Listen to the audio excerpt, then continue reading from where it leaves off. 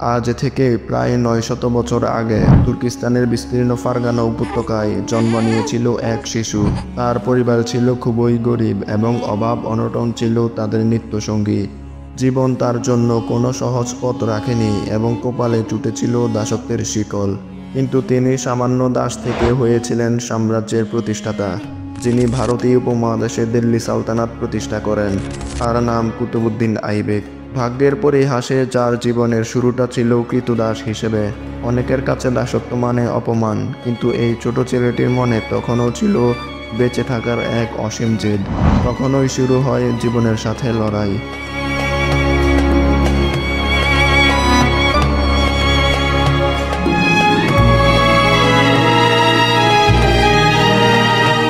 শৈশবে কুতুবউদ্দিন ডাকাতদের হাতে বন্দী হয়ে বিক্রি হয়ে যান।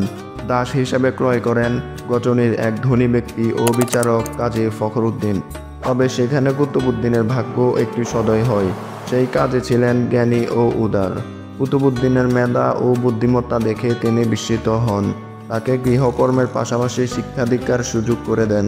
যুদ্ধবিদ্যা, ঘোড়া চালানো, তীরন্দাজি, প্রশাসন সবই শেখানো হয় তাকে। কুতুবউদ্দিনের ভিতরে তখন এক আলোকিত স্বপ্ন জন্ম নিতে থাকে। কিন্তু কয়েক বছর পর কাজী ফখরউদ্দিন মৃত্যুবরণ করলে তার সন্তানরা কুতুবউদ্দিনকে এক ব্যবসায়ীর কাছে বিক্রি করে দেয়। সেই ব্যবসায়ী কুতুবউদ্দিনকে গজনিতে নিয়ে গিয়ে বিক্রি করে দেয় সুলতান মুইজউদ্দিন মোহাম্মদ ঘুরির নিকট। তখন মোহাম্মদ ঘুরি ছিলেন ভারতীয় উপমহাদেশের ঘোর সাম্রাজ্যের সুলতান। কুতুবউদ্দিনের ভাগ্য সেখানেই খুলে যায়। মোহাম্মদ ঘুরি কুতুবউদ্দিনের মধ্যে এমন কিছু দেখতে পান যা অন্যদের মধ্যে নেই: বুদ্ধি, সাহস, নেতৃত্বগুণ এবং সর্বোপরি এক অবিচল মানসিক শক্তি। সুলতান মোহাম্মদ ঘুরি আকৃষ্ট হয়ে তাকে নিজের সেনাপতি হিসেবে নিযুক্ত করেন।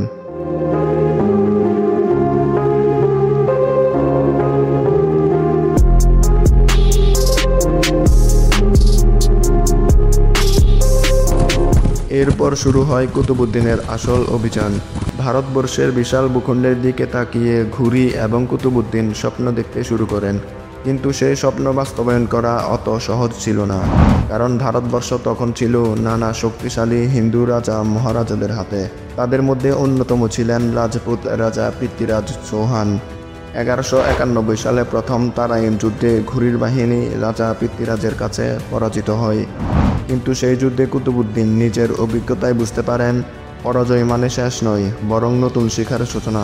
ঠিক এক বছর পর 1192 সালে সংগঠিত হয় দ্বিতীয় তারাইন যুদ্ধ। এবার সম্পূর্ণ পরিকল্পনা সাজান কুতুবউদ্দিন আইবেক। সৈন্যবাহিনীকে নতুনভাবে সাজানো হয়। যুদ্ধের ময়দানে কুতুবউদ্দিনের বুদ্ধিমত্তা এবং ঘুরির আক্রমণাত্মক নীতির মিশ্রণে ইতিহাসের রূপরেখা পাল্টে যায়। যুদ্ধে রাজা পৃথ্বীরাজ পরাজিত হন। মোহাম্মদ ঘুরি জয়লাভ করে দিল্লি দখলে নেন। কিন্তু মোহাম্মদ ঘুরি জানতেন এই বিজয়ের পেছনে সবচেয়ে বড় অবদান কুতুবউদ্দিনের। এরপর কুতুবউদ্দিন একে একে মেরঠ, আজমির, বেনারস, কানৌজ দখল করতে থাকেন।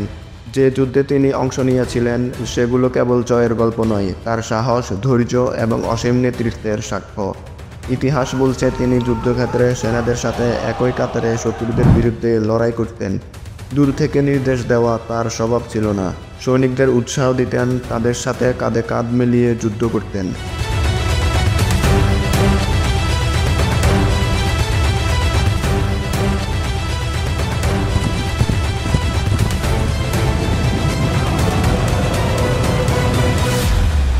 মোহাম্মদ ঘুরির মৃত্যুর পর 1206 খ্রিস্টাব্দে কুতুবউদ্দিন আইবেক নিজেই দিল্লির সিংহাসনে বসেন। তখনই শুরু হয় ভারতের ইতিহাসে দিল্লি সালতানাত বা দাসবংশ শাসনের যুগ। এক সময়ের দাস এখন সুলতান। নিজের নামে মুদ্রা চালু করেন। কুতুবউদ্দিন প্রশাসনিক দক্ষতায় ছিলেন অনন্য।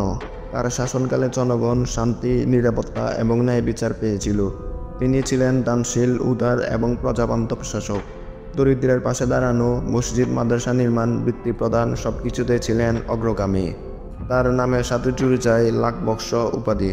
তিনি লাখ লাখ স্বর্ণমুদ্রা দান করতেন গরিব ও অভাবী মানুষের জন্য। মানুষ তাকে সুলতান হিসেবে নয়, আশ্রয়দাতা হিসেবে দেখত। তিনি ছিলেন এমন এক শাসক যার দরবারে গিয়ে কাঁধে হাত রেখে কথা বলার সাহস পেত সাধারণ মানুষ। নির্মাণের ক্ষেত্রে ইতিহাসে তার অবদান অপরিসীম। দিল্লির আকাশে যে বিশাল কুতুব মিনার আজ দাঁড়িয়ে আছে তার ভিত্তিপ্রস্তর স্থাপন করেছিলেন কুতুবউদ্দিন আইবেক। সেই মিনার শুধু ইট পাথরের কাঠামো নয়, এটি তার কীর্তির প্রতীক। শুরু করেছিলেন কুতুব মসজিদের নির্মাণও।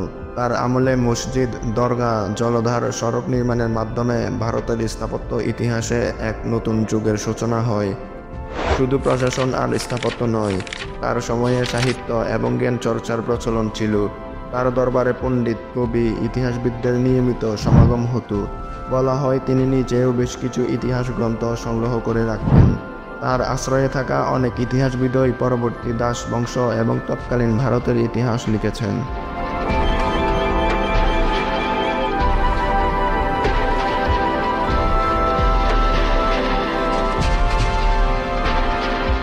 দুর্ভাগ্যজনকভাবে 1210 সালে লাহোরে এক ঘোড়সওয়ার খেলার সময় দুর্ঘটনায় মৃত্যুবরণ করেন কুতুবউদ্দিন আইবেক। তার মৃত্যুর পর উত্তরাধিকার গ্রহণ করেন তার জামাতা শামসুদ্দিন ইলতুৎমিশ। তিনি কুতুবউদ্দিনের শুরু করা দাস বংশের শাসনকে আরও শক্ত ভিত্তির উপর দাঁড় করান।